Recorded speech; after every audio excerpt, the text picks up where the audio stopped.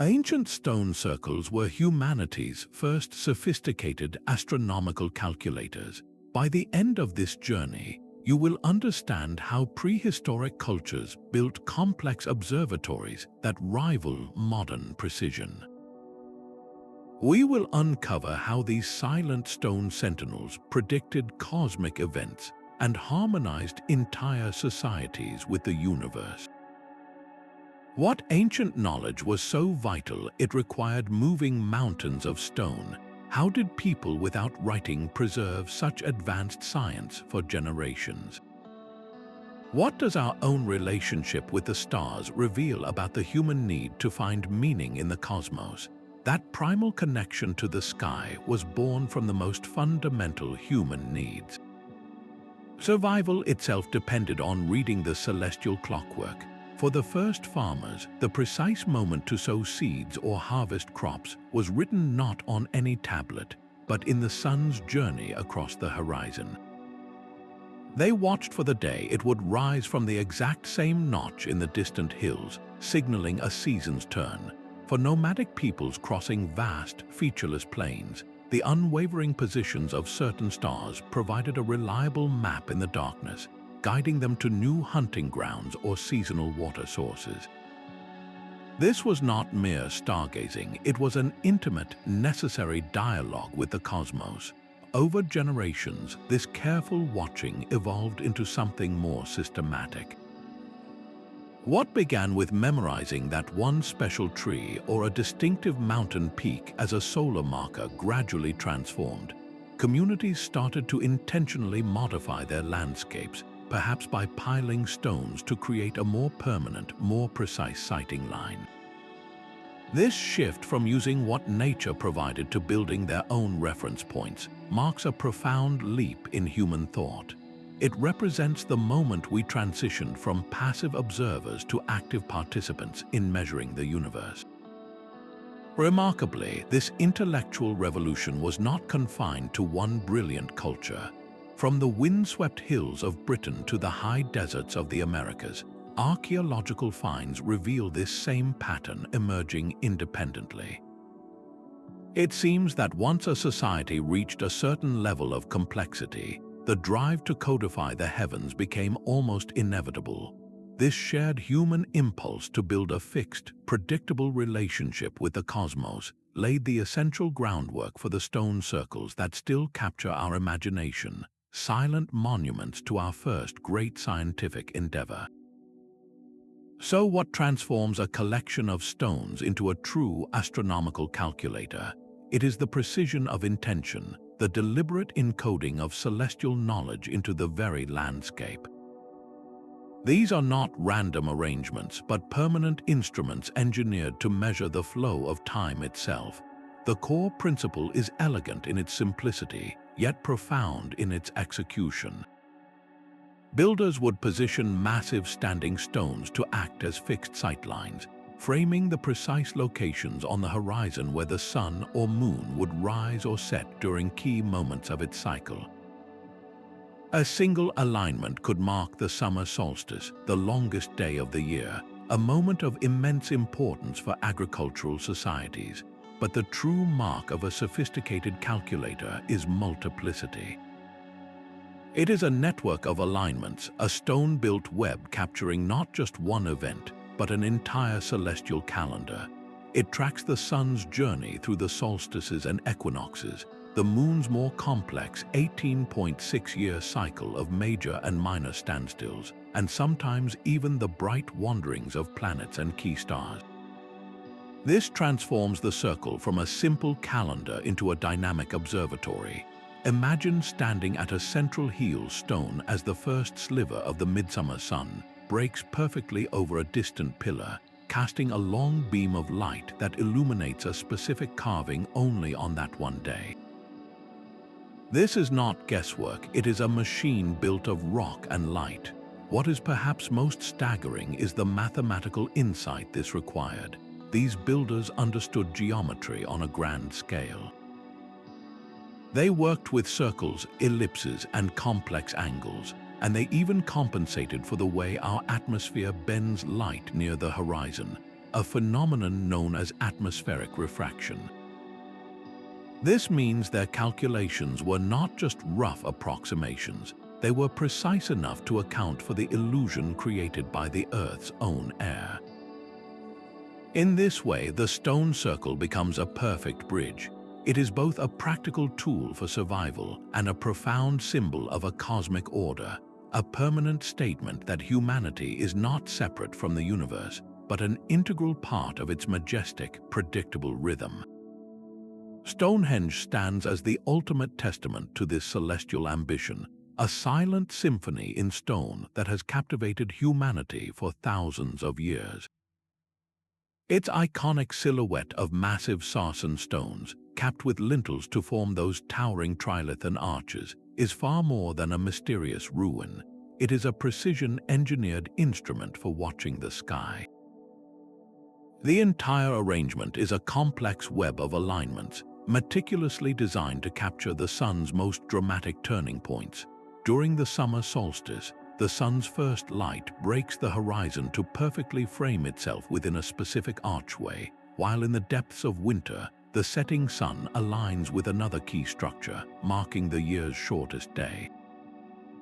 This solar calendar in rock was vital for a society whose survival was tied to the seasons, but the builders' vision extended far beyond our own star. They also encoded the more complex, subtle dance of the moon. Every 18.6 years, the moon enters a phase known as a major standstill, reaching its most extreme rising and setting points on the horizon, far beyond the sun's own limits. Astonishingly, the rectangle formed by the 4 station stones around the main circle perfectly captures these lunar extremes. This means the monument tracks 2 separate celestial clocks simultaneously, the annual solar cycle and the much longer lunar rhythm. Consider the heel stone standing solitary outside the main circle. When you stand at the center of the monument on the summer solstice, you witness a phenomenon that has not faded with time. The rising sun ascends directly alongside this giant pillar, an event that still draws thousands to witness this ancient alignment in action. Modern technology continues to peel back the layers of this mystery. Recent high-resolution laser scans of the stones have uncovered faint carvings and markings that were invisible to the naked eye for centuries. These newly discovered lines and shapes may represent yet more celestial observations, perhaps of planets or significant stars, suggesting that Stonehenge's role as an astronomical calculator was even more sophisticated than we ever dreamed. This was not a project of superstition, but one of profound understanding. It required generations of precise observation, followed by the staggering engineering feat of transporting and erecting these multi-ton stones to exact positions. They built a permanent, weatherproof observatory that has functioned flawlessly for millennia, a machine that measures time by the movements of the heavens themselves. Far from the iconic pillars of Stonehenge, on the windswept Isle of Lewis, the Callanish stones rise from the peat like a petrified forest. This complex, arranged in a unique cruciform pattern with a central circle and long radiating avenues, represents a different kind of celestial genius, one deeply attuned to the moon's subtle and mysterious dance. Where Stonehenge masterfully tracks the sun, Callanish operates as a sophisticated lunar computer, its stone alignments calibrated to a rhythm that unfolds over nearly 2 decades. The entire layout is a web of sightlines pointing toward the moon's most extreme rising and setting points, particularly during the major lunar standstill.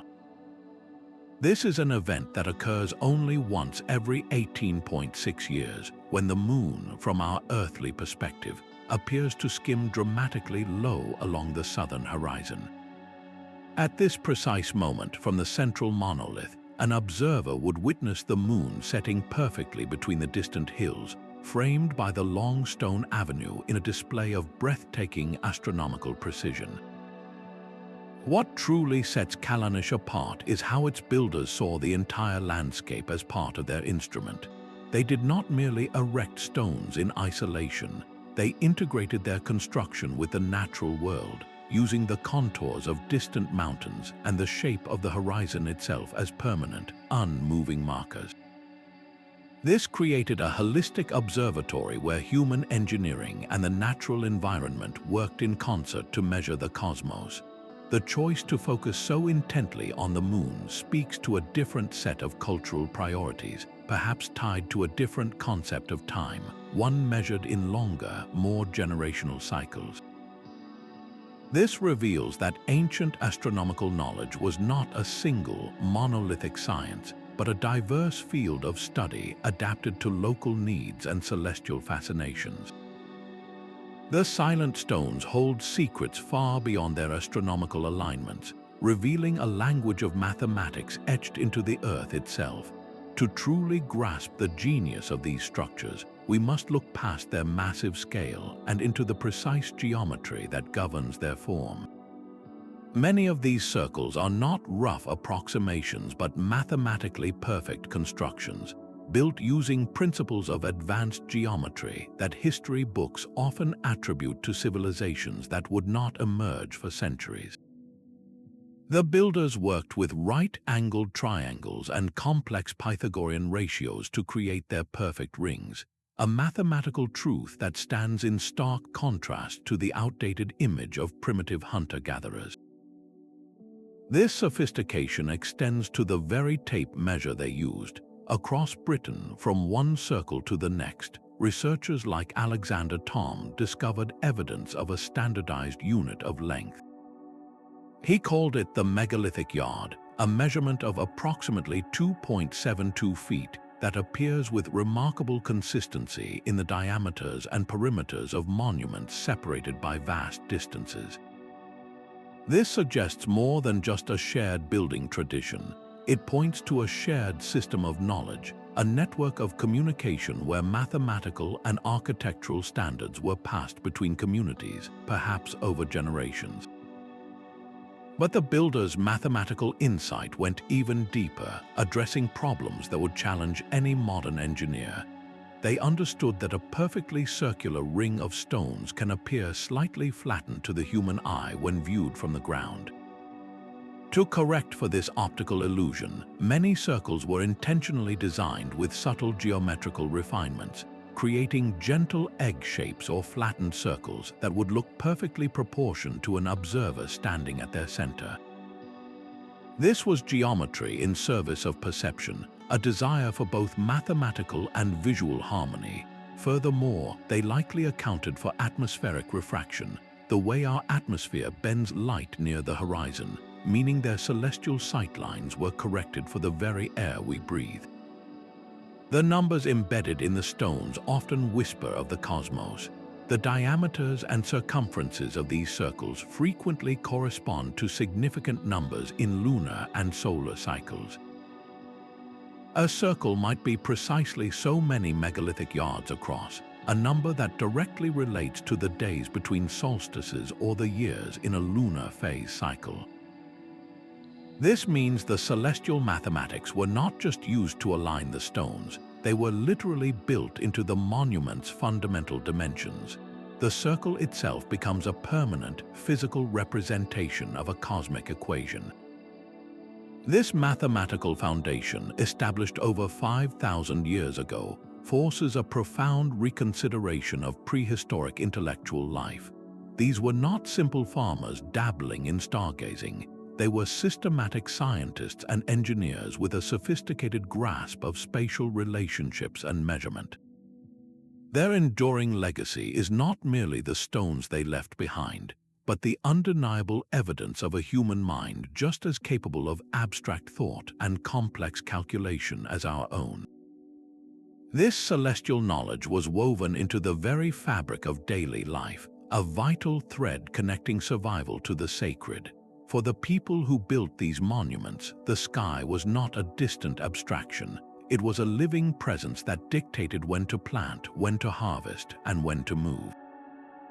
Their entire yearly rhythm was choreographed by the sun and moon, predicting the precise moment of the spring equinox, for instance. meant knowing exactly when the ground would be ready for seeds, a matter of life and death for an agricultural community. A miscalculation could lead to crop failure and immense hardship, making the stone circles not just observatories, but the most sophisticated survival tools of their era. Beyond the fields, these cosmic cycles held profound spiritual weight. The sun and moon were often seen as powerful deities or as direct manifestations of a divine will. Their predictable journeys across the heavens were not just mechanical events, they were stories of birth, death, and rebirth played out on a grand scale. The winter solstice, with its promise of the sun's return and the lengthening days, was a moment of collective hope and celebration. By aligning their great stone monuments to capture these pivotal moments, these societies were building a physical bridge to the divine, a permanent place where heaven and earth could meet. The very act of building these circles was a monumental act of social cohesion. Imagine the coordinated effort required to move a multi-ton stone across miles of rugged landscape, a task that would have required the labor of hundreds of people working in unison for months or even years. This was not the work of a lone chieftain, but of an entire community united by a shared vision. The project itself would have become a powerful, unifying cultural endeavor, reinforcing a collective identity that transcended individual families or clans. These sites were likely hubs of social and spiritual life, especially during the major celestial events they were built to mark. At the summer solstice, people would have gathered from across the region, transforming the stone circle into a vibrant center of ceremony, trade, and storytelling. Elders would pass down knowledge of the stars to the next generation. Marriages might be arranged and alliances forged. This regular, predictable gathering, timed by the cosmos itself, strengthened the social bonds that held the community together through the challenges of the year. The control over this celestial knowledge also likely conferred immense social power. The individuals who could predict an eclipse or announce the correct day for a solstice ceremony held a unique and influential position. They were the keepers of the calendar, the interpreters of the gods' will written in the sky. This specialized understanding would have reinforced the authority of both religious and political leaders, legitimizing their role as essential intermediaries between the community and the cosmic forces that governed their world. When we see these stones not just as calculators but as the beating heart of a culture, their true purpose comes into focus. They were classrooms, cathedrals, and community centers all in one, a testament to a society that saw no separation between the practical need to eat, the spiritual need to believe, and the human need to belong. This solar calendar carved in stone was the community's heartbeat, a shared rhythm that synchronized every vital activity with the turning of the year. The most dramatic moments in this celestial dance were the solstices. The entire layout of a circle might be oriented toward that one specific point on the horizon where the midsummer sun would first appear, its rays channeled like a laser beam between two towering pillars to strike a central altar or marker stone. This was not a subtle event. It was a spectacle of light and shadow designed to be witnessed by the entire community, a public confirmation that the sun had reached its peak and would now begin its slow retreat. The winter solstice held equal, if not greater, importance. Marking the shortest day and the longest night, its alignment offered a promise of renewal, a visible guarantee that the light would return and the cycle of life would begin anew. These were the anchor points of the year, impossible to miss and deeply embedded in both ritual and survival. But the sun's journey is a continuous path, not just a series of extremes. The equinoxes, when day and night stand in perfect balance, were also carefully noted within many circles, though often with a quieter kind of precision. An alignment might involve a single stone casting a shadow that perfectly bisects a central marker only on those 2 days of the year. This subtlety reflects the nature of the event itself, a moment of celestial equilibrium that required a more refined observation. Some monuments took this tracking even further, incorporating alignments for the cross-quarter days, the midpoints between the solstices and equinoxes. These markers divided the year into 8 segments, creating a detailed agricultural and ceremonial calendar that told people not just when to plant and harvest, but when to prepare the soil, when to move livestock, and when to hold the festivals that honored each season's unique character.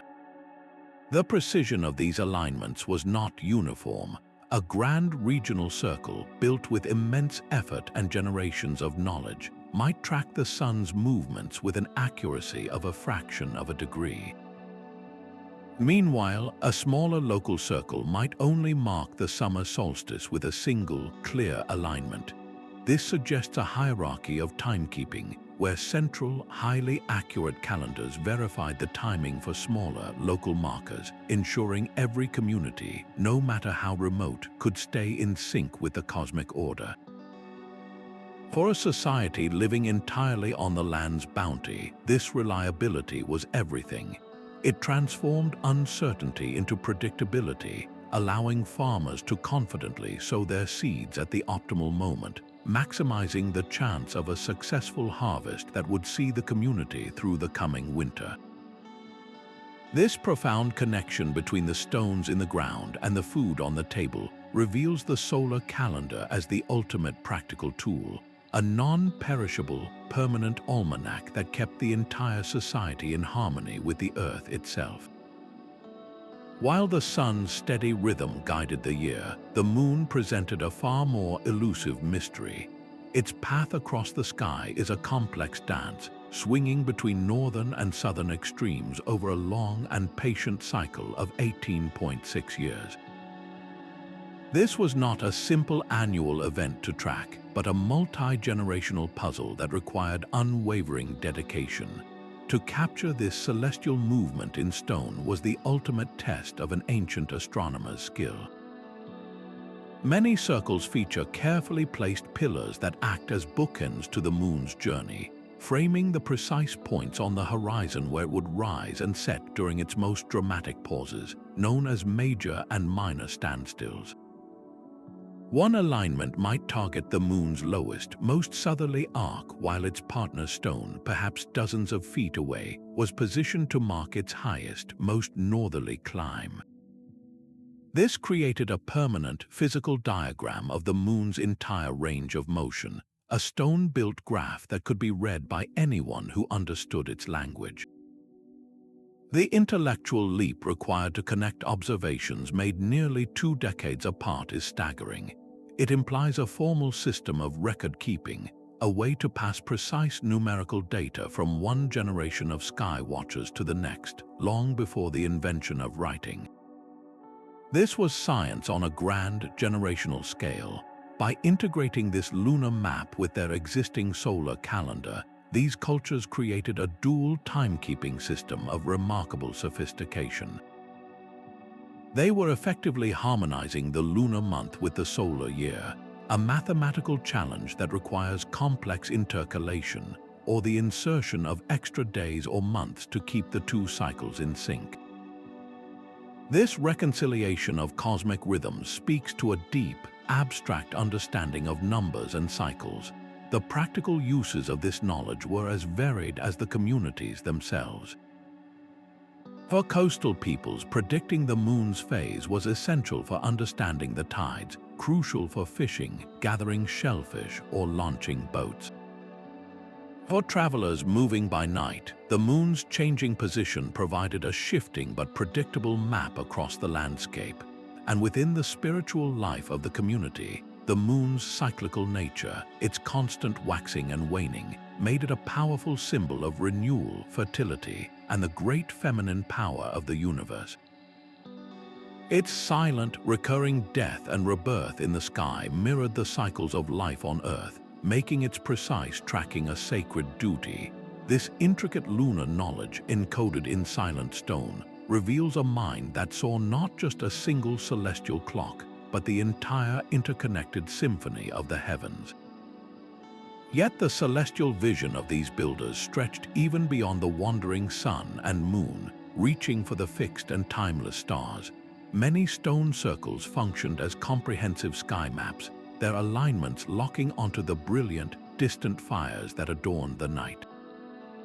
Prominent stars like Sirius, the brightest beacon in the heavens, and the unmistakable constellations of Orion and the Pleiades were frequently woven into the stone fabric. These were not random choices. The first pre-dawn appearance of the Pleiades cluster, for instance, often signaled a critical turning point in the year, a celestial alarm clock telling entire communities it was time to plant or to harvest. This stellar knowledge provided a third, more refined layer to their cosmic calendar. Unlike the horizon-based observations for the sun and moon, tracking these stars often required a different technique. Builders would create precise sightlines through narrow gaps between towering stones or from a specific vantage point within the circle, targeting a star at its highest point in the sky, a moment known as its culmination. This demanded an intimate familiarity with the entire celestial sphere, not just its edges. The most profound evidence of their long-term understanding comes from a phenomenon called the precession of the equinoxes. Our planet wobbles very slowly on its axis like a spinning top, completing one full cycle every 26,000 years. This gradual shift means the positions of all the stars slowly drift over centuries. A stone alignment that perfectly framed a specific star 3,000 years ago would be slightly off today and completely inaccurate a millennium from now. This very drift gives modern researchers a powerful tool. By calculating when a circle's stellar alignment would have been most precise, we can often pinpoint the era of its construction with remarkable accuracy. It is as if the builders left a celestial timestamp in the granite. The choice to incorporate these fixed stars reveals a mind thinking in scales of centuries, not just seasons. It demonstrates that these ancient astronomers were not merely practical farmers. They were meticulous cartographers of the cosmos, mapping the vast and seemingly unchanging heavens onto the enduring landscape below. Their silent stone sentinels were built to witness the slow, majestic dance of the entire universe. The silent stones hold another profound secret, one written not in their alignments but in their immense physical presence. Before these monoliths could become celestial calculators, they first had to be moved, a feat of engineering that still inspires awe. Consider the journey of Stonehenge's smaller bluestones, transported over 150 miles from the mountains of Wales. Without the wheel or draft animals, Neolithic engineers likely employed a brilliant combination of methods. They may have moved these multi-ton giants on wooden rollers, sliding them across greased timber tracks, or perhaps they leveraged water transport, floating the stones on rafts along rivers and coastlines. This was not a haphazard effort, but a carefully planned logistical operation that required deep understanding of materials, terrain, and teamwork. Once at the site, the raw stone was transformed with astonishing skill. Using only other, harder stones as tools, these ancient craftsmen shaped the surfaces, dressing them smooth and, in some cases, carving sophisticated joints. The iconic trilithons of Stonehenge showcase this mastery, with their massive lintels securely locked onto the uprights using precisely carved tenons and mortises, a woodworking technique executed perfectly in stone. This interlocking system created immense stability, allowing the structures to withstand millennia of wind and weather without a single metal fastener. Then came the most dramatic phase, raising the stones to their permanent vertical positions. This was a ballet of coordinated human effort. Teams would have dug a large pit, sliding the stone in, and then using a frame structures made of timber, along with countless ropes, to slowly pull the monolith upright. An earthen ramp might have been built to help guide the stone into its final place, with workers carefully controlling its descent into the waiting socket. The final act was packing the base with rubble and smaller stones, locking the giant in place with a permanence we still witness today. But how did they ensure this colossal effort resulted in perfect astronomical alignment? Before a single stone was set, the site would have been meticulously surveyed. Using wooden stakes and sighting poles, the builders would have marked the precise spots on the landscape, verifying the sight lines to the horizon over many cycles of the sun and moon. They were committing a celestial map to memory before etching it permanently into the earth. Only after confirming these alignments through repeated observation would they begin the back-breaking work of digging the foundation holes. The scale of this labor is almost unimaginable. These projects would have mobilized the entire community, likely during the quieter winter months when agricultural work was minimal. Hundreds of people, from quarrymen and carvers to the teams of pullers and lifters, would have worked in a coordinated effort that transcended individual families. This collective endeavor was as much about building social cohesion as it was about building a monument. The engineering marvel we see today is therefore the physical foundation of the intellectual achievement, the undeniable proof that a society's reach for the stars begins with its unity and determination on the ground. The story of stone circles is a global phenomenon, a testament to a shared human impulse that transcended continents and cultures. Far from being isolated to the misty British Isles, these astronomical calculators emerged independently across the world, each shaped by its own environment and cosmology. In the rugged landscape of Brittany, France, the Carnac alignments present a breathtaking spectacle of thousands of standing stones arranged in vast parallel rows. This was not a simple circle, but a massive, open-air observatory where the long avenues of stone likely served as precise sightlines to track the sun, moon, and stars across the horizon. Meanwhile, on the Mediterranean islands of Malta, the Mnajdra Temple, built around 3600 BCE, demonstrates a different kind of architectural genius. Here, the builders created carefully engineered doorways and passages that acted like a camera obscura, allowing beams of sunlight to penetrate the dark inner chambers only on the mornings of the equinoxes and solstices, illuminating specific altars or carved symbols. This intimate, chamber-based light show reveals a deeply spiritual relationship with the solar cycle.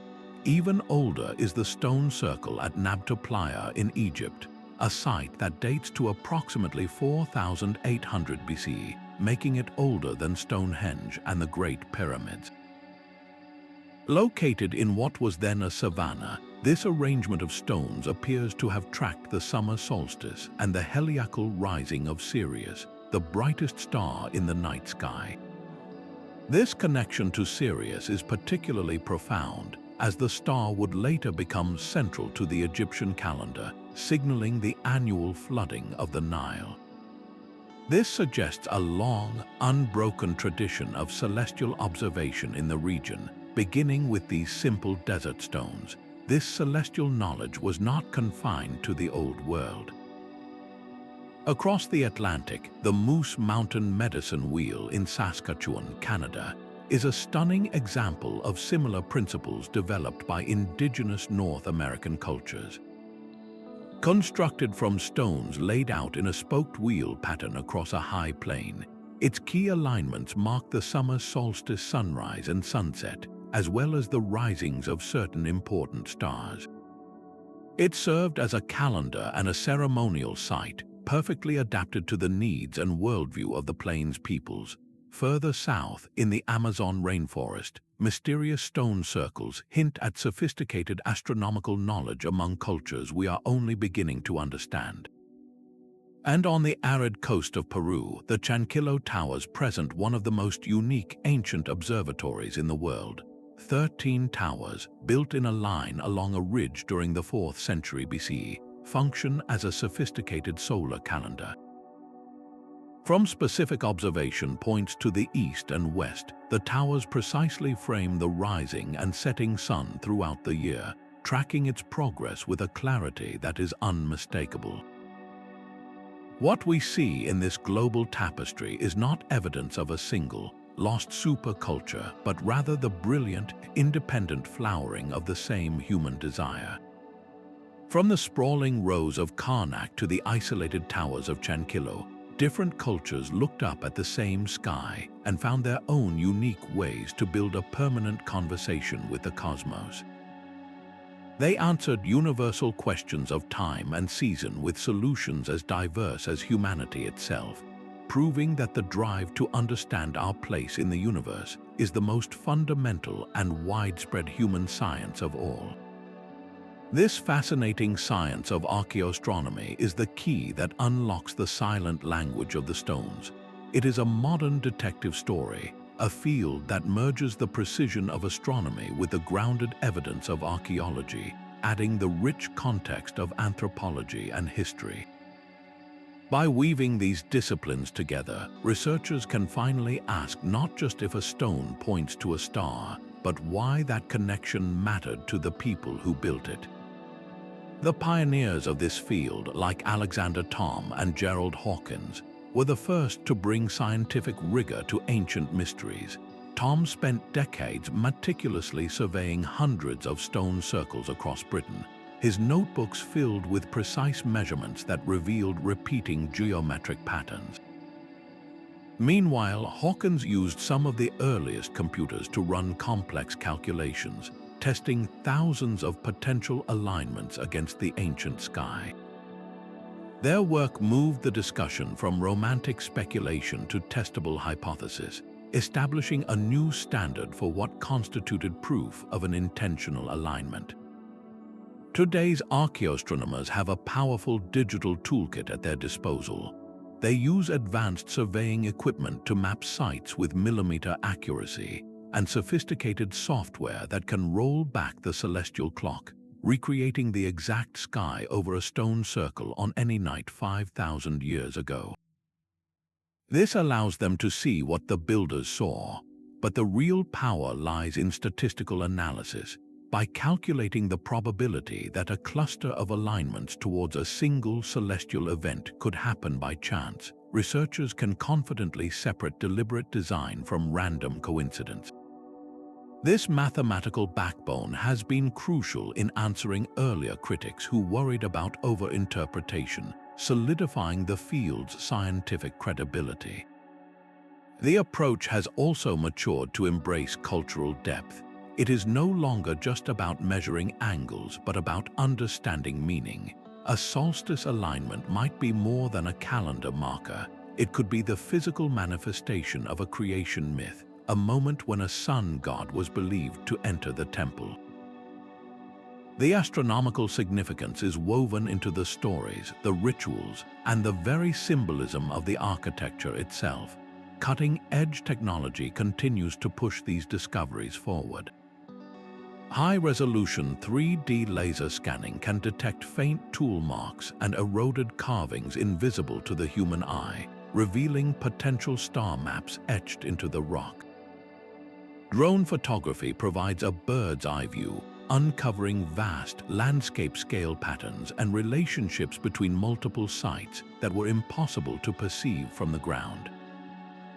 We are no longer just studying individual stones, but entire integrated astronomical landscapes where a distant mountain peak, a man-made mound, and a stone circle all work in concert as a single, colossal observatory. This interdisciplinary bridge between the hard sciences and the humanities offers a uniquely holistic view into the ancient mind. It reveals how our ancestors translated their awe and understanding of the cosmos into a physical reality, building a permanent dialogue between the earth and the sky. This scientific journey confirms that their celestial calculators were not just feats of engineering, but profound expressions of a worldview, a testament to a universal human need to find order, meaning, and our own place in the vast, turning universe. Yet the certainty of these celestial alignments is not as solid as the stones themselves. A persistent scholarly debate questions whether we are seeing the deliberate work of ancient astronomers or simply finding patterns in a prehistoric Rorschach test. With dozens of stones arranged in a circle, critics point out that some are bound to point toward significant points on the horizon purely by random chance. If you have enough pillars, a few will inevitably frame the solstice sun or the rising moon without any conscious design. This is where the science of statistics enters the field, with researchers applying different mathematical models to determine the probability that a cluster of alignments is intentional. One expert might deem an orientation significant, while another argues the alignment falls within a reasonable margin of error for coincidence, revealing how much our modern thresholds for proof shape our view of the past. Beyond the debate over alignments lies a deeper question of primary purpose. Alternative theories propose that many of these circles functioned first and foremost as ceremonial gathering spaces, as territorial markers for different clans, or as central hubs for seasonal trade. In this view, the astronomical function was not the main event but a secondary layer of meaning, woven into a site whose primary role was social or economic. The central question then becomes a philosophical one. Were these structures intended as precise observatories, tools for active scientific measurement, or were they symbolic representations of the cosmic order, built to embody a spiritual understanding of the universe rather than to calculate its movements? This division often pits those who see practical science against those who emphasize ritual and mythological significance.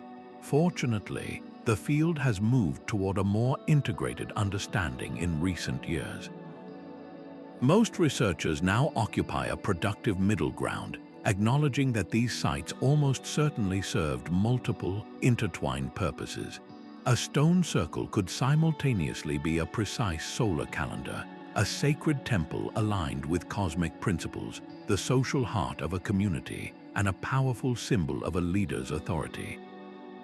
The astronomical knowledge encoded in its pillars gave that spiritual and political power a concrete, undeniable foundation, directly linking the ruler to the cycles of the gods. This multifunctional view feels more authentic to the complex nature of human culture, where the practical and the sacred are rarely separated. These ongoing debates are a healthy reminder of the immense challenge we face. We are attempting to understand a prehistoric world with only fragmentary physical evidence and no written records to explain the builder's intentions. Our interpretations are inevitably filtered through our own modern perspectives and biases. What we see as an ancient calculator might have been experienced as the dwelling place of a deity. What we view as a scientific instrument might have been the centerpiece of a creation story now lost to time. This does not diminish their achievement, it deepens it. The stones stand as silent, complex monuments that resist simple categorization, inviting us to continually question and refine our understanding of the brilliant, enigmatic minds that placed them there. These silent stone computers posed a profound challenge: how to preserve their complex operating instructions without a single written word. The answer lies not in any carved inscription, but in the living memory of the people themselves, in a sophisticated technology of the mind known as oral tradition. This was far more than simple storytelling. It was a rigorous system for encoding vast amounts of data into memorable, reproducible forms that could be passed down with remarkable accuracy across dozens of generations. At the heart of this system were specialized knowledge keepers, individuals whose entire role was to hold the celestial maps in their minds. These astronomer priests or elders maintained mental records of the 18.6-year lunar cycle, the precise angles for solstice alignments, and the intricate calendar that wove the sun and moon together. They likely used sophisticated mnemonic techniques, associating complex numerical sequences with rhythmic patterns, genealogies, or the specific features of the landscape. The stories they told were not just entertainment, they were encrypted data files. A myth about a hero chasing a maiden across the sky might be a vivid allegory for the movement of a planet, with different characters representing different celestial bodies. The entire narrative structure, with its predictable sequence of events, could mirror the solar cycle, ensuring that the timing of the equinox or the solstice was embedded within the very beats of the tale. This knowledge was not kept locked away in silence, it was performed. During the great gatherings at the stone circles for a solstice or a lunar standstill, the community would engage in ceremonial recitations, songs, and dances. The rhythmic repetition of chants and the physical patterns of the dance created a powerful, multi-sensory experience that burned the information into memory. Everyone present became a living backup for this vital data, learning the rhythms of the cosmos through the rhythm of the music and the movement of their own bodies. The stone circle itself functioned as the ultimate memory palace. A shaman standing at the center could use the stones as physical prompts, each pillar serving as a trigger for a specific piece of knowledge. That stone marks the moon's southern extreme. This avenue frames the winter solstice sunset. The monument was not just an instrument to be read in the moment, but a permanent, three-dimensional reference book that guided the recitation of the knowledge it helped to create. We see the profound effectiveness of this system in indigenous cultures around the world today, where oral traditions have preserved detailed environmental and astronomical knowledge for centuries with a precision that rivals modern science. This reveals that the true genius of these ancient societies was not just their ability to calculate celestial movements, but their development of a resilient, living library in the minds of their people, a library that turned the very sky into a story everyone could remember.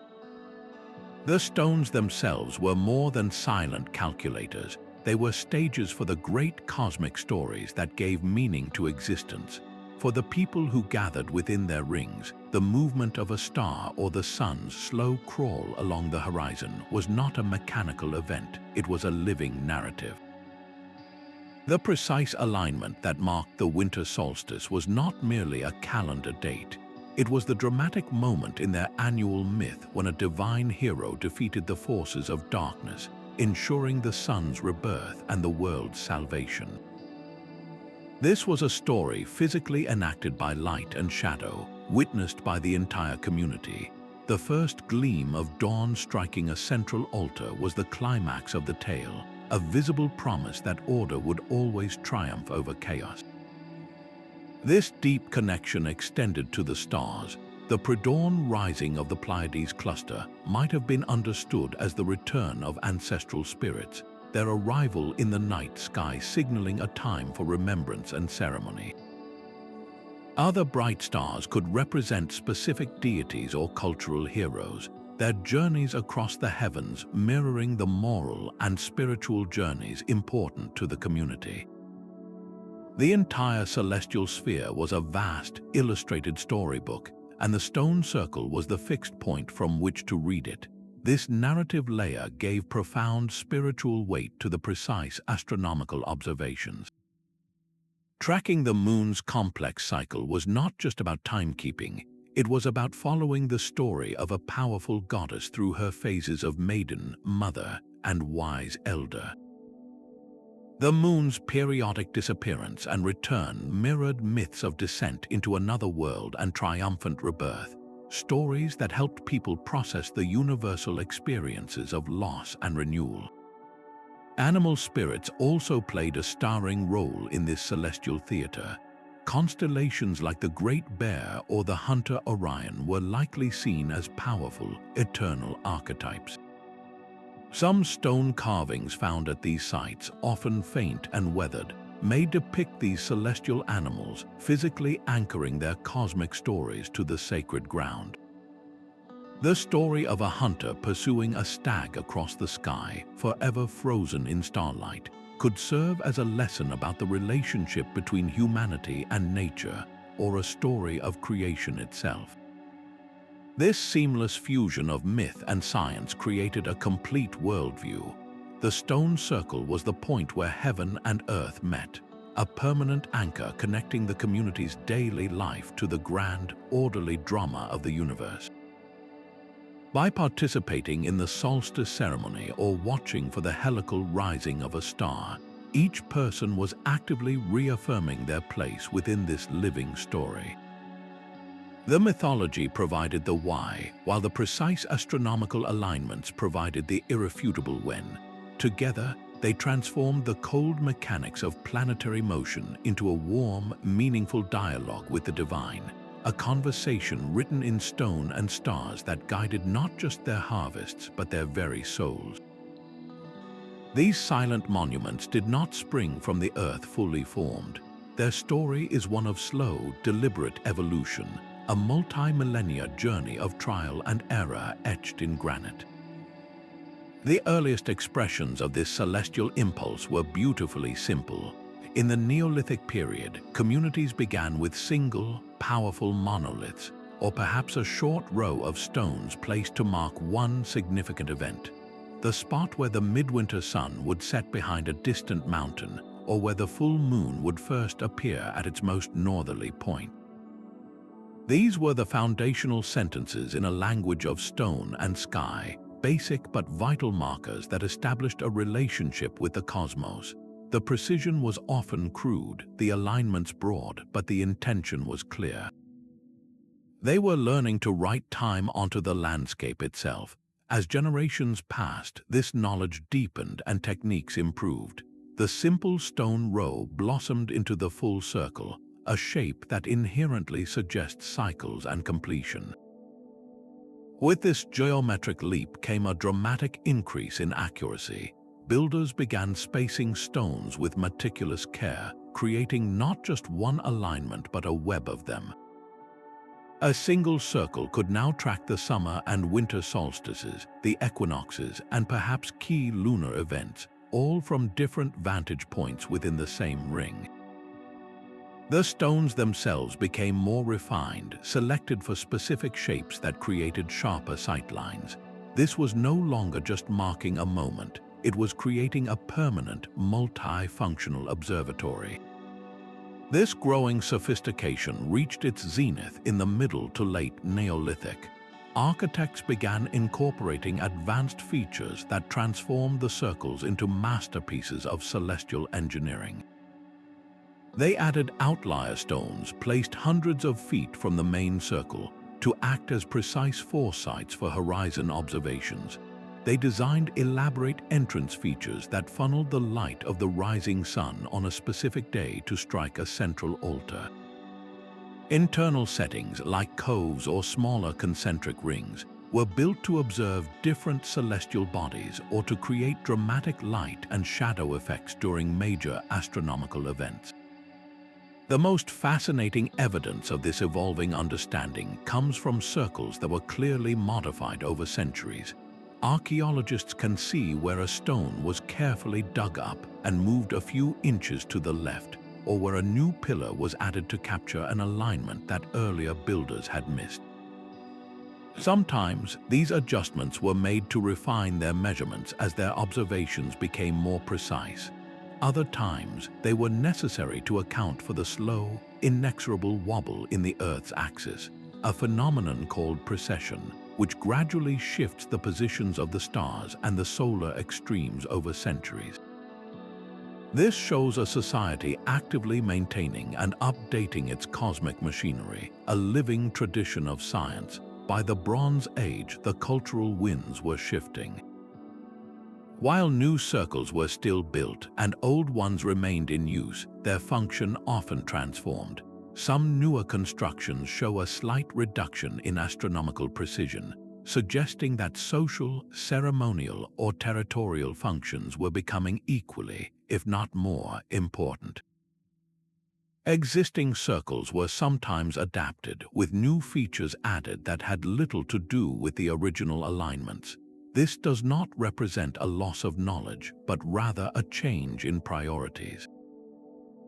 The celestial connection remained, but it was now one thread in a richer, more complex cultural tapestry. This entire evolutionary arc, spanning thousands of years, tells a powerful story.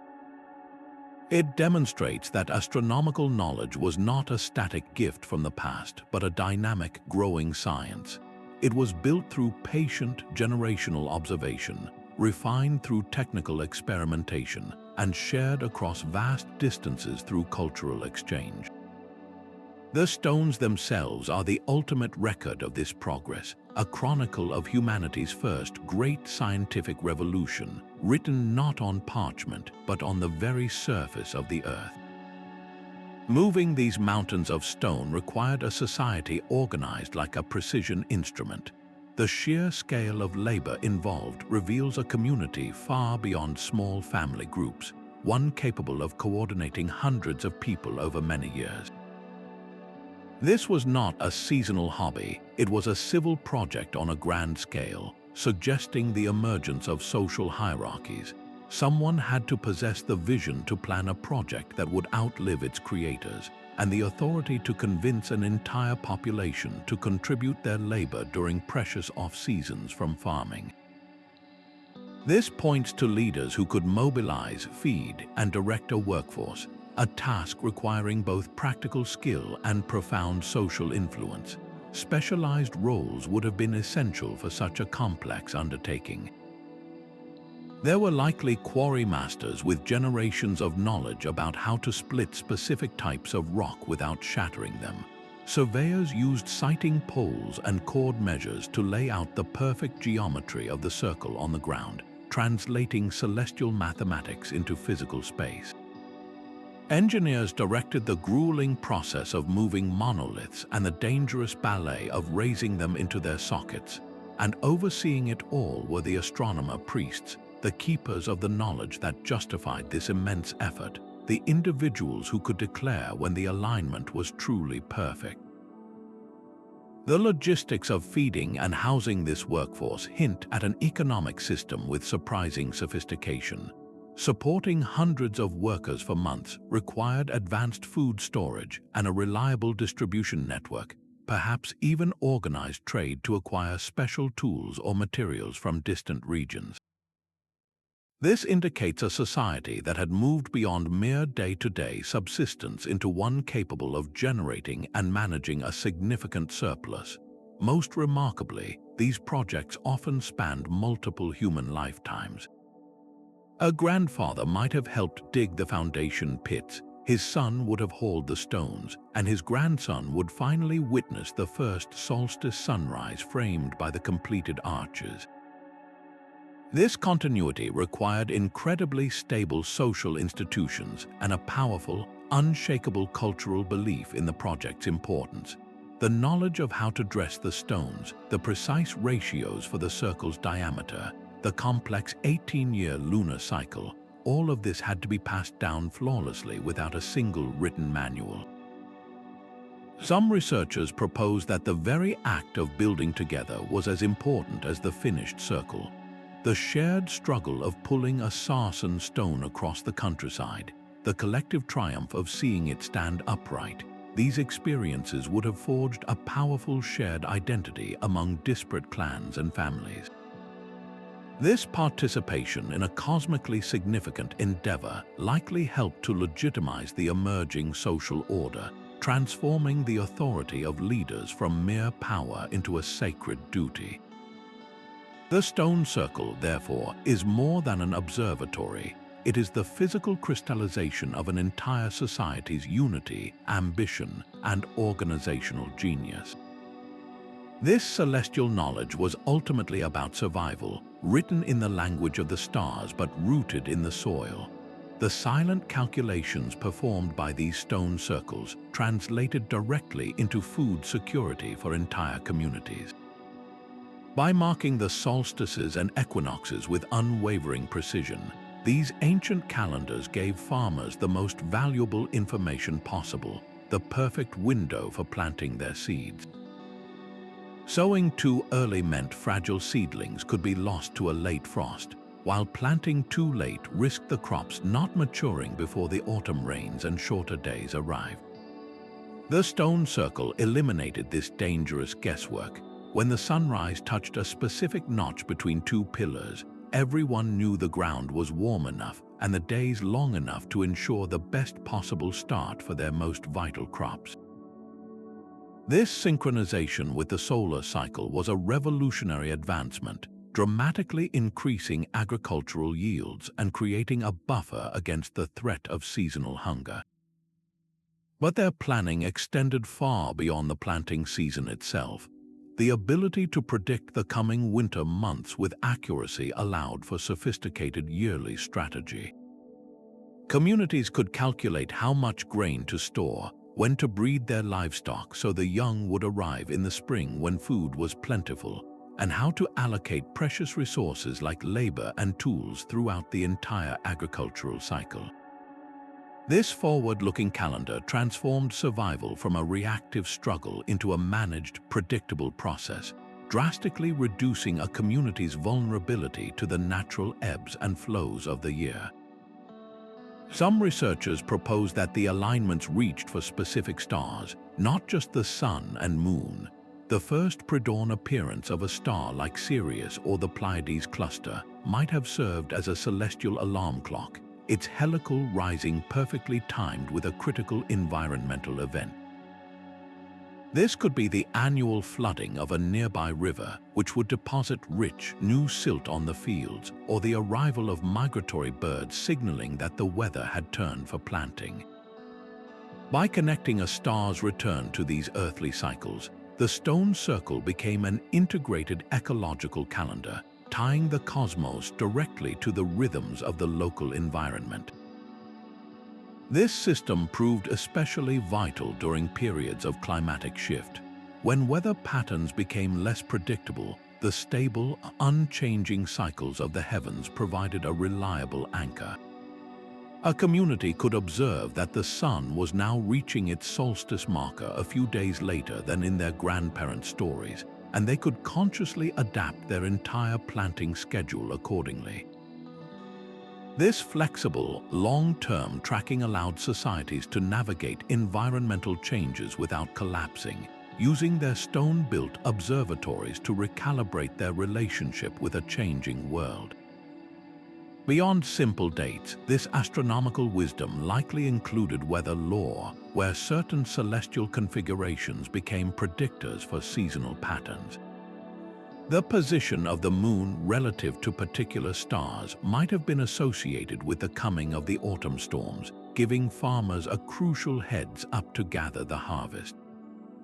The appearance of a specific constellation on the horizon could signal the impending shift to drier weather, ideal for threshing grain. This deep connection between the practical need to eat and the intellectual drive to understand the cosmos reveals the true motivation behind these monumental efforts. The stones were not abstract temples, they were the foundational technology of their age, ensuring that the community could not only survive, but truly thrive in harmony with the universe. The silent testimony of the stones finds its voice in the soil at their feet, where the careful work of archaeology uncovers the physical truth behind the celestial alignments.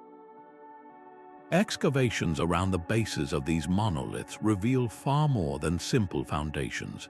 They show us intricate packing stones, carefully placed to hold each giant pillar in its precise, eternal alignment.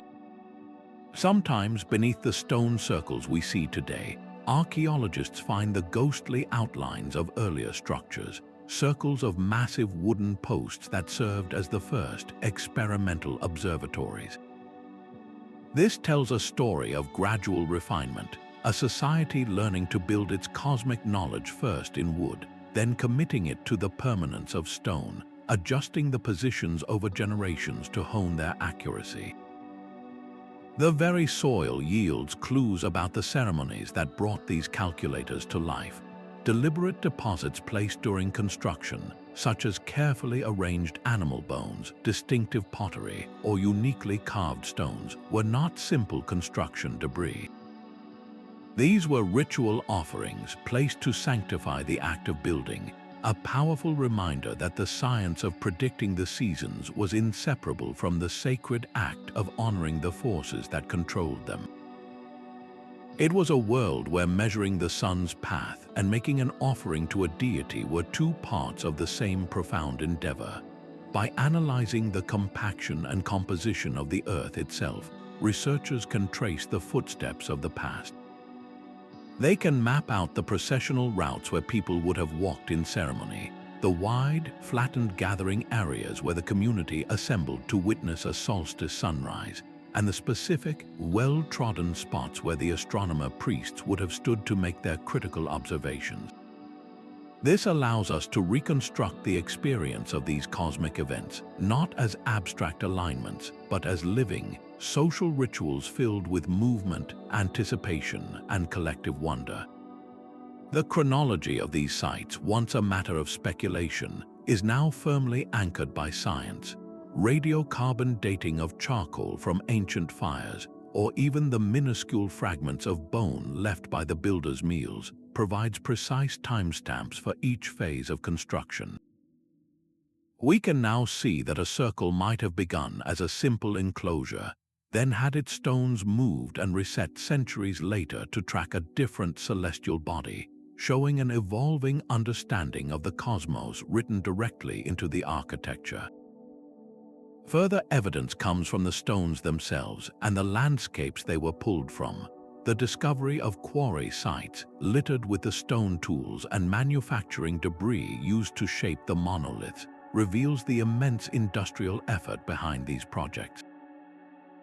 The distinct tool marks on the finished pillars act like fingerprints, telling us about the techniques and the types of craftspeople who worked for generations to create these instruments. Perhaps the most thrilling discoveries are those that complete a puzzle. An excavation might uncover the buried stump of a long-fallen stone, or a seemingly random pit that, when plotted on a map, perfectly completes a lunar sightline that was previously only a theoretical guess. These findings are the ultimate validation, turning a compelling hypothesis into an undeniable fact etched into the earth.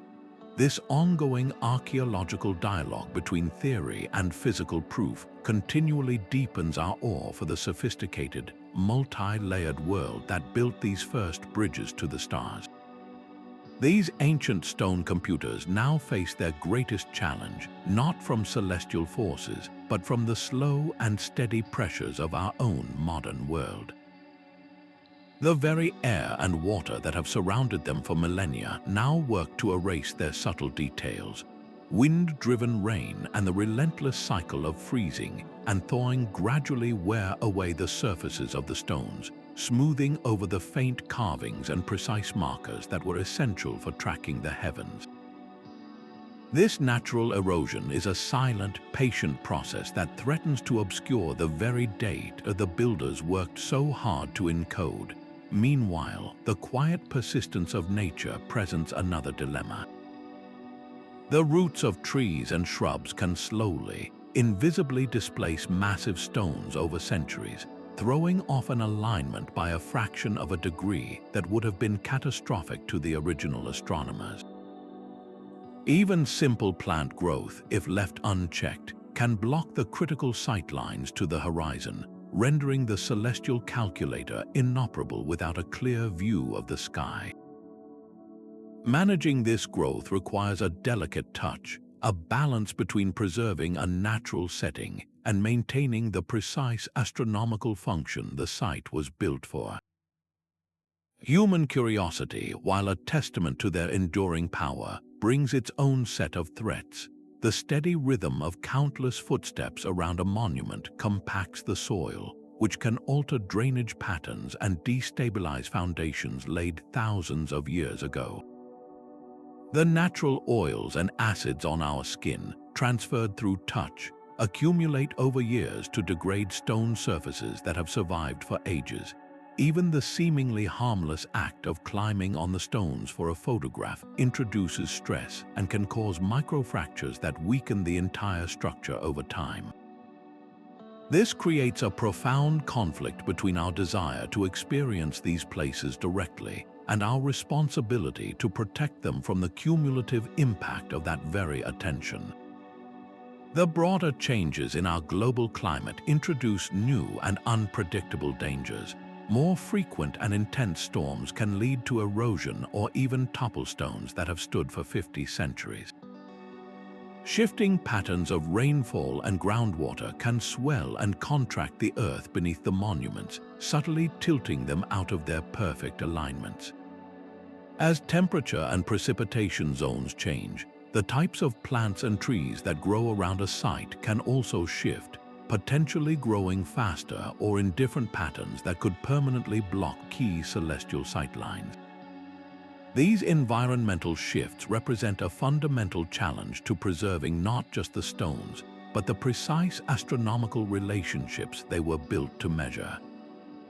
The solution lies in a careful and thoughtful balance. At many significant sites, sophisticated visitor management strategies are now in place. Designated pathways and viewing platforms guide the flow of people, protecting fragile areas from foot traffic while still offering a powerful, immersive experience. Timed entry systems at the most popular locations help prevent overcrowding, ensuring that the atmosphere of wonder is preserved alongside the physical structure. The goal is not to keep people away, but to create a sustainable relationship where education and inspiration can continue without causing harm. Thankfully, modern technology offers powerful new tools for this preservation mission. Through high-resolution 3D laser scanning and photogrammetry, researchers can now create digital twins of these monuments, perfect virtual records that capture every contour and weathering mark. These digital models are more than just backups. They allow archaeologists and astronomers to conduct detailed studies without ever touching the stones, and they enable people from anywhere in the world to explore these sites in immersive virtual reality. This digital preservation does not replace the need to protect the physical sites, but it acts as a crucial safeguard, ensuring that even if the stones themselves continue to weather, the precise knowledge they hold is captured forever. Our commitment to protecting these sites is a testament to their enduring value. It is a promise to future generations that they too will be able to stand in the presence of these silent sentinels and feel that profound connection to the sky, a bridge across time built from stone and starlight. The same astronomical principles that guided ancient builders still govern our modern relationship with time and space. Our contemporary Gregorian calendar, for all its precision, is simply a refined version of the solar tracking that began with those first stone markers, a continuous effort to harmonize human activity with the Earth's journey around the sun. This is not a story of outdated ideas being replaced, but of foundational knowledge being built upon across the centuries. One of the most profound examples of their deep understanding is their apparent recognition of precession, the slow, majestic wobble of our planet's axis that completes one full cycle every 26,000 years. This gradual shift alters the position of the stars over centuries, a change so slow it is virtually imperceptible across a single human lifetime. Yet somehow, through generations of meticulous record-keeping passed down orally, these ancient astronomers seem to have detected this cosmic drift and sometimes even adjusted their monuments to account for it. Modern science has given us the mathematics to quantify this wobble, but the initial, patient observation of its effects belongs to those first watchers of the sky. Today, we use their silent observatories in ways they could never have imagined. Powerful computer programs can now roll back the celestial clock, recreating the exact night sky as it appeared over a stone circle 5,000 years ago. This digital archaeology has become one of the most powerful tools for verifying ancient alignments. Researchers input the precise GPS coordinates and the exact orientation of each stone, then run the simulation to see what celestial events the monument was built to capture. Time and again, these virtual reconstructions confirm the intentionality of the builders, revealing alignments to specific stars or subtle lunar events that were previously just theoretical guesses. Sometimes the software uncovers entirely new relationships, showing that a particular arrangement of stones tracks not just one celestial body, but creates a composite picture of several cosmic cycles working in concert. This technological validation underscores the sheer brilliance of their architectural integration. They didn't just build structures, they engineered landscapes to function as cosmic instruments. This ancient impulse to physically embed celestial knowledge into our surroundings continues today. We see it in the fundamental design of the Greenwich Royal Observatory, whose entire purpose was to map the heavens for navigation, and in the elegant mathematics of contemporary public sundials that still use the sun's shadow to tell a story of time. The underlying drive is identical: to create a tangible, physical connection between our human world and the vast cosmos beyond. This unbroken thread of curiosity highlights a vital truth about scientific progress.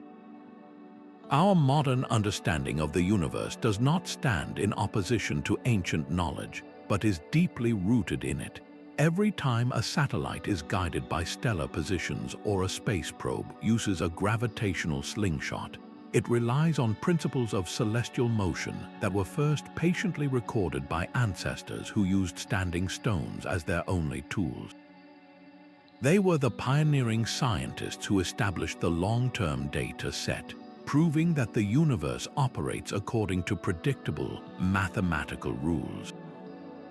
Their greatest legacy is this demonstration that the human mind, armed with nothing but patience and keen observation, is capable of unlocking the most profound secrets of the cosmos. These silent stones speak to something deep within us, a primal need to find our place in the grand scheme of existence. When you stand in the center of a stone circle and watch the solstice sun break the horizon exactly where ancient eyes once watched, you are doing more than observing an alignment.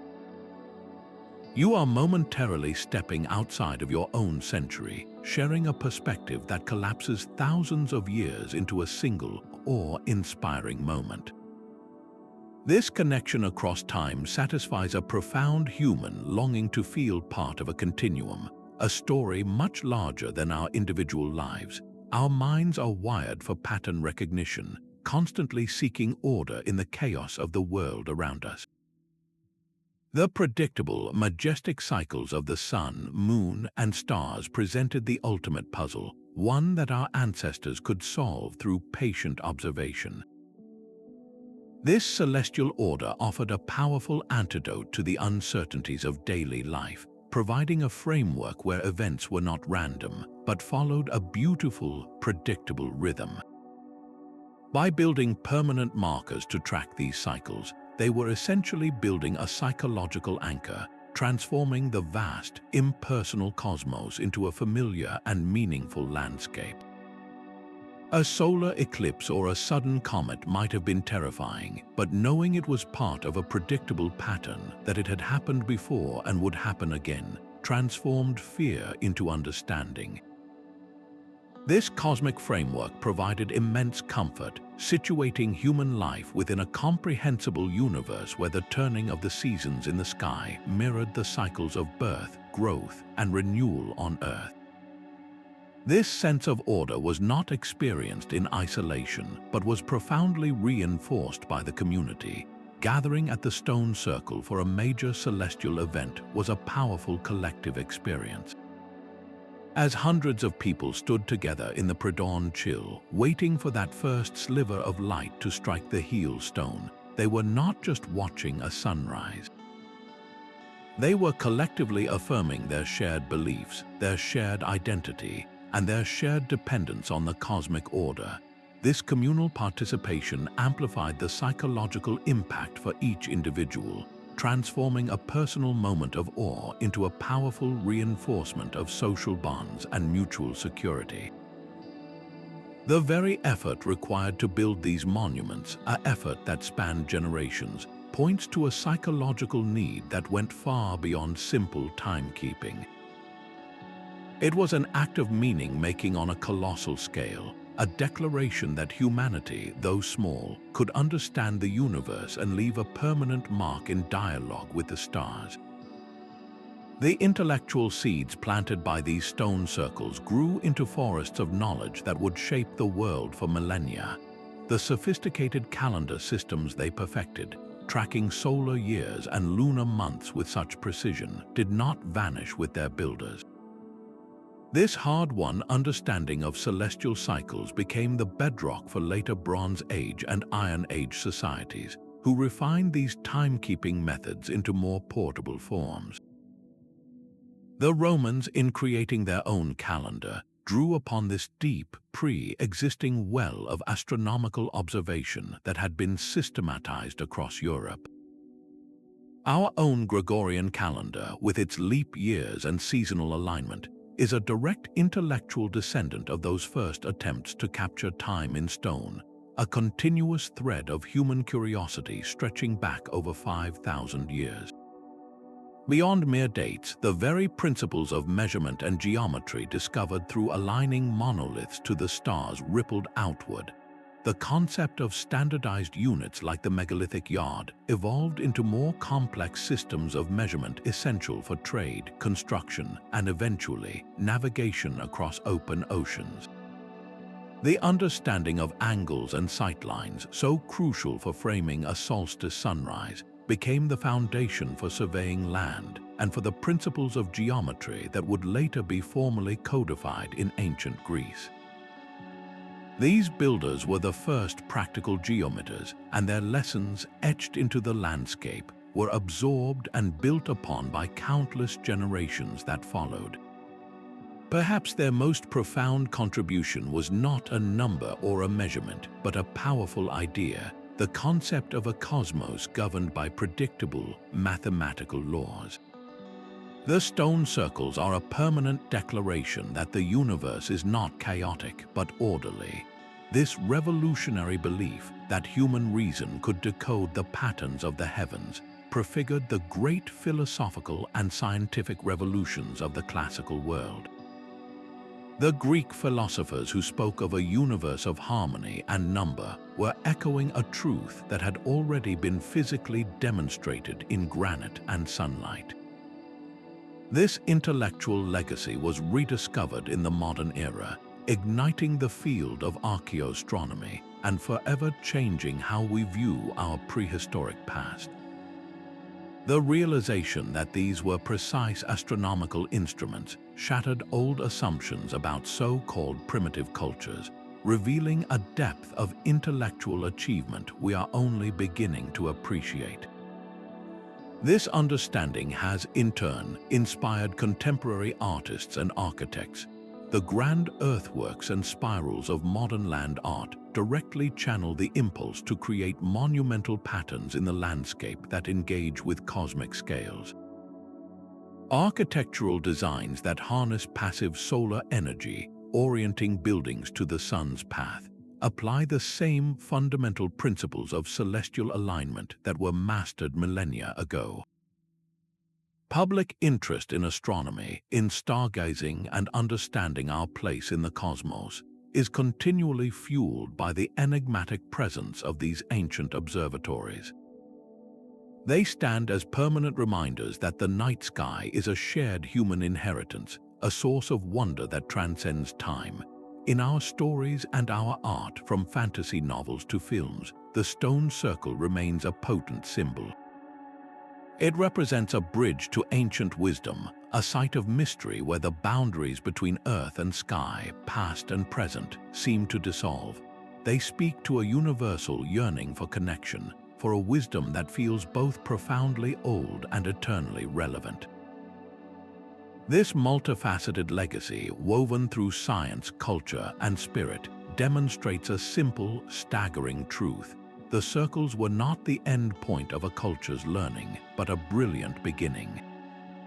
Their silent conversation with the stars started a dialogue that humanity has continued ever since, a quest for understanding whose echoes are found in our calendars, our sciences, and our endless fascination with the vast, beautiful clockwork of the universe. Our journey through these stone circles reveals a truth far greater than any single alignment. These were not just structures of rock, but the very first astronomical laboratories, where humanity patiently learned to speak the language of the cosmos. They represent a breathtaking fusion of intellect and spirit, where sophisticated sky watching met advanced engineering and profound cultural meaning. The solar precision of Stonehenge, the intricate lunar dance captured at Callanish, the mathematical ratios and standardized units, all of it points to a shared, global awakening of the human mind. These monuments are a powerful reminder that scientific discovery is not a sudden event, but a slow, collaborative process built across generations. The patient observations of those ancient astronomers, tracking cycles over lifetimes without a single written word, laid the essential groundwork for all the astronomy that followed. Our modern understanding of the universe, with its satellites and deep space probes, stands directly upon the foundations they built with nothing but stone markers and keen eyesight. As our technologies grow more sophisticated, allowing us to scan every surface and